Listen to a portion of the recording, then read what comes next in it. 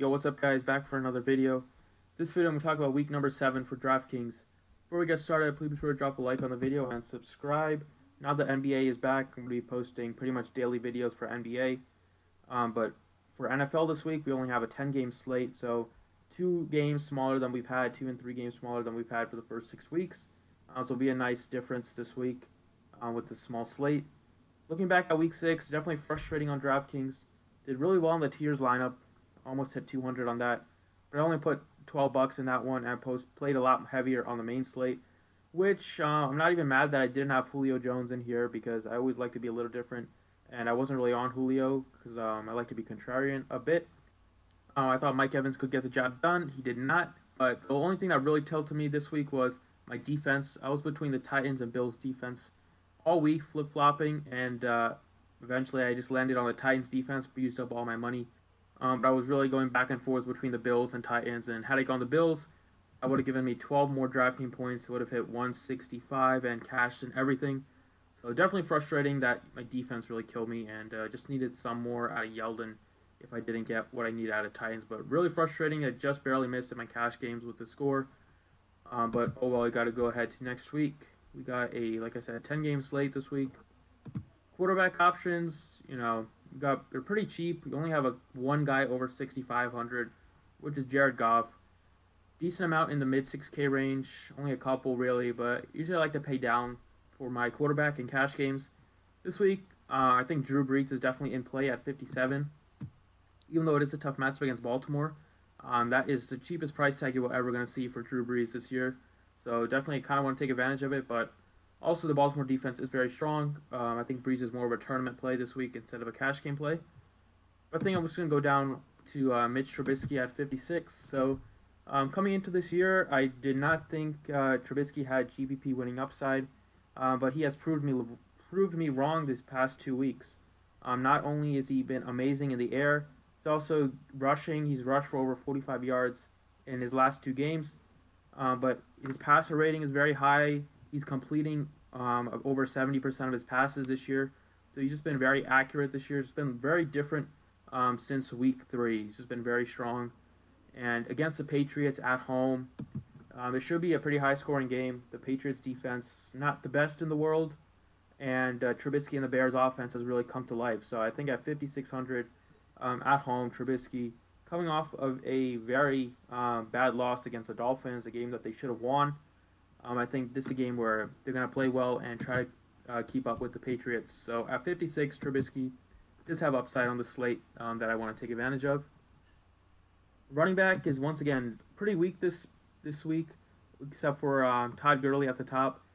Kamara with Ingram back, we saw what that did to him in his first game. Ingram got all the goal line touches, and they're going up against the best team in the league against running backs. So I'm going to avoid the Saints running back situations in cash games. I think Ingram, you could look at him in a cash game, but more of a GPP play at 59.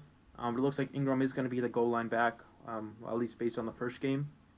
Bunch of guys that are dealing with injuries like Fournette, Thompson, Cook. So, it's pretty weak here at the top besides Gurley and Elliott, I guess you could say. But give me Gurley at 98. I'm going to do whatever I can to pay up for Gurley. Like I said, not a lot of pivots that you can make. Gurley is going to be very popular this week, and I don't want to fade him because he has so much upside. He's pretty expensive, but you can definitely make it work on the slate. I made a mock lineup that has Gurley, and it looks pretty good, so you can definitely fit in Todd Gurley this week. The 49ers are decent against the run. They're pretty good, but overall, they're still giving up a ton of points, about 27 per game. The Rams have the best offense, one of the best offenses in the league, and Todd Gurley, so much touchdown upside just because the Rams move the ball and score a ton of points. He can also play a factor in the pass game as well, but he's mainly just been a monster on the ground this year, getting a couple of targets every week. But really solid floor, really high upside, so I'm going to do whatever I can to fit in Todd Gurley. I love stacking quarterback. This week I'm going to stack with the running back, I think, with Tariq Cohen at 51. So Cohen has been awesome these past couple weeks in a pass catching back. He's kind of like the James White for the Bears, and he's been getting a lot more snaps these past 2 weeks, and he's made the most of them. So going into this week, this is a perfect kind of game where Tariq Cohen's skills should be utilized against the Patriots. should be able to catch a ton of passes out of the backfield. The Bears, it's going to be a high-scoring game. I expect the Bears to be trailing, so that should lead to a lot of passes for Mitch Trubisky, which should increase his upside. It should also increase Tariq Cohen's upside, just because he is a great pass catcher, unlike Jordan Howard. So Cohen actually played more snaps than Howard this past week, and we could see that going forward, as Cohen has been much more explosive than Howard this year. Not only is Cohen going to get a bunch of targets in the air, he also is probably going to get a handful of snaps, carries on the ground. So at 5,100, he's pretty cheap, lots of upside, and I'm expecting a very high-scoring game between these two teams. So at 51, I'll be all over Cohen, given the lack of options at running back. Over at wide receiver, not a ton of options at the top. Thielen is the highest-priced guy this week. I'll play Thielen this week against the Jets. He's been absolutely awesome so far this year. Amazing would be an understatement. He's been playing out of his mind. The best wide receiver in the NFL through the first 6 weeks. First NFL receiver to have 100-yard games in the first 6 weeks of the year. So broken an NFL record. Nobody even knew who this guy was coming out of college, and he's proved everybody wrong just with the way he's been playing this year, especially last year he was good too, but this year he's been playing on a completely another level. His chemistry with Kirk Cousins is off the charts. He's gotten at least 10 targets in every single game this year. Something you cannot say about many guys in the league. And most games he's getting at least 12 targets, so he's gotten at least 12 targets in 5 of 6 games. Last week, had 11 catches for 123 yards. Playing out of the slot. Thielen has been playing out of the slot, and that's why this year his numbers have gone up a lot. In the slot, he's matched up a lot with linebackers and safeties that can't really cover him. So he's getting a ton of targets out of the slot, and I think that should continue against the Jets, who are not very good against wide receivers this year and not very good against the pass. The Vikings love to throw the ball, especially to Thielen, so I'll play him at 86. Ton of upside, ton of a super high floor and a super high ceiling for him. Second wide receiver I like is Alshon Jeffrey. I love Alshon Jeffrey. He's still way too underpriced at 63. He won me a lot of money on the showdown slate, the Thursday night showdown slate against the Giants here, where I did a 5-1 Eagles stack, 5 Eagles, 1 Giant player, which was Barkley.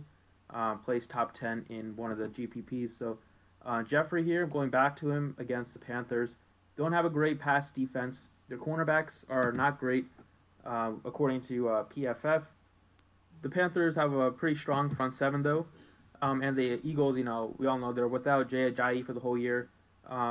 They already are very pass heavy, and just being without Jay Ajayi should lead to more passes for Wentz. Even though I think you can definitely look at a guy like Corey Clement this week. I like him quite a bit at running back, unless the Eagles sign somebody before Sunday. But Jeffrey at 6,300, way too cheap. Getting a ton of targets from Wentz. The top receiver on the outside, him and Ertz should garner almost all the targets for Wentz, with Aguilar mixed in a bit. At 6,300, it's a good matchup against the Panthers at home. The Eagles just beat down on the Giants last week. They got extra days of rest as they played on Thursday. At Jeffrey, ton of touchdown upside as well. I like him a lot at 63. And then at wide receiver, I like last wide receiver position. I think Willie Snead is definitely in play at 4,000 against his former team. Bit of a revenge narrative for him going against the Saints. He's looked very well in the Ravens uniform. Saints have been terrible against the pass this year. One of the worst teams, if not the worst team against the pass. But the Saints are very good against the rush, so we should see a lot of Joe Flacco throwing the ball. Snead has been playing a ton of snaps this year and has garnered Joe Flacco's attention every single week. He's gotten at least 10 Draftkings points in 5 of 6 weeks. He's only at 4,000. His price took an $800 decrease, even though the matchup went up like 10 times. 10 times better matchup than he had against the Titans, going up against the Saints. At 4,000, I could see him try to make a statement here against his former team. His targets have been going up. Last 3 weeks, he's gotten 24 targets. And the touchdowns should come, especially this week where I'm expecting the Baltimore Ravens to put up a good amount of points. So at 4,000, he has his floor is about 10. His ceiling is in the low 20s if he can catch you a score. But at 4,000, I'll definitely take it. It's a very cheap and pretty safe play. Allows you to fit in Todd Gurley and Thielen if you want to. But those are the 6 players that I like. Thanks for watching. I appreciate it. And good luck this week.